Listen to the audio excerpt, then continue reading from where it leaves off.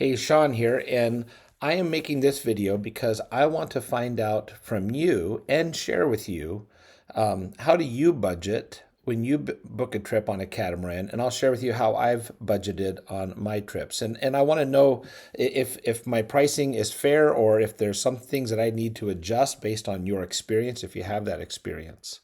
So first of all, when you charter a catamaran, there's some upfront fees. I don't have a sailing license, so we always pay for a captain and a hostess.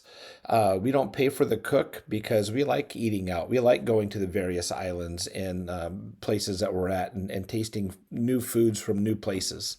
So we pay for a hostess, and that hostess will basically clean your bathrooms. They're not a maid. They'll clean your bathrooms, which is good because you can't flush the toilet paper down the toilet. So you have to take your and dispose of your toilet paper in a waste bucket. So the hostess will come, empty your waste bucket, clean your bathrooms.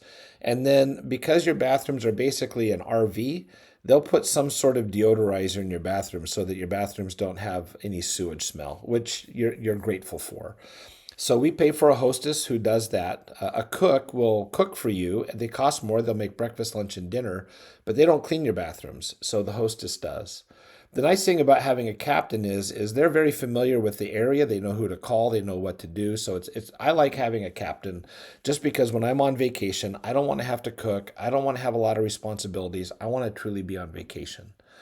So that's part of the reason we pay for a captain and a cook. Then you have the price of the boat, whatever it is. We usually book on 45-foot boats, or we booked on a 42 lagoon. Or this time we're booking on a 46 Bali. The trip I'm taking next April is on a Bali 4.8, so it's a 48-foot one. But that's plenty big for what we do. The big ones seem nicer, but really you're only in your rooms for sleeping. So you have the price of the boat, the price of the captain, the price of the hostess, and then what we budget is $500 tip per couple per week. So we have four couples, and because we do 2 weeks at a time, I tell each couple to bring 500 euros.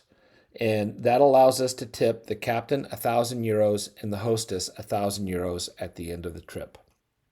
And I don't know if that's fair or not. No one's told me that's too little. No one said, oh, good night, that's too much. So if I would like to hear from you, what do you tip? And perhaps the tip is based on the price that you pay for the catamaran. I'm not sure. But that's just what we budget, $500 per couple or $1,000 at the end of 2 weeks. So 500 a week for the captain and 500 a week for the hostess. Then for meals, what we budget in Greece is 30 euros per person per day. So we have 8 people on a catamaran, plus the captain and the cook. So that's 10 people total because you have to pay for the meals for the captain and the hostess. So that comes out to 2,100 euros a week just for the meals. And then for fuel, we've budgeted 600 euros per week. And the reason we budget 600 euros, some people said, well, that's way too much if you're on a sailboat or a catamaran. But the reality is in Greece, you spend most of your time under motor. When we were in Greece over there for 2 weeks in October, what we found was that most of our time, probably 1/3 of our time was spent sailing, 2/3 of our time was spent motoring from point A to point B. In some places we stayed 2 nights, but 600 euros, that was more than enough on a 42-foot lagoon. That was plenty. And then in Greece, mooring costs are quite a bit less. So we budgeted 200 to 250 euros per week for mooring.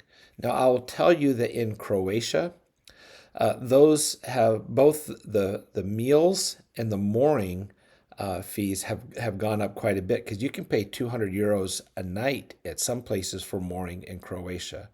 So what we did is we budgeted 175 euros per night for our trip to Croatia. So I would like to hear from you. Is that too much? Is that not enough? We like to spend 1 to 2 nights in a place. So sometimes we'll spend more than one night. We only spend a couple nights in bays on a 2 week trip.